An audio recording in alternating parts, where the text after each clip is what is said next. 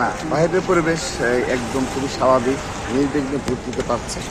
আমরা যে আশঙ্কা করেছিলাম এবং বিশ্ববিদ্যালয় প্রশাসন যে আশঙ্কা করার জন্য নির্দেশনা গতকাল সতর্কবার্তা দিয়েছে, সেটি হলো যে কৃত্রিম লাইন তৈরির যে একটা প্রচেষ্টা, সেটা কিছুটা দৃশ্যমান রয়েছে যে সবগুলো কেন্দ্রে এখন পর্যন্ত লাইন দীর্ঘ থেকে দীর্ঘতর হচ্ছে।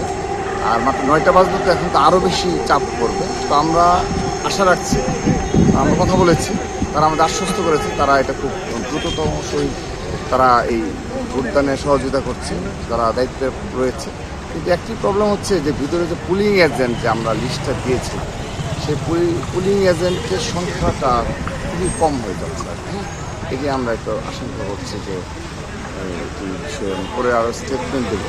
কিন্তু এখন পর্যন্ত ভিতরে যে অভিযোগ পেয়েছি যে 20টি বুথের জন্য হয়তো একজন তার পক্ষে এটা কোনোভাবে সম্ভব না যে এটা মনিটরিং করা।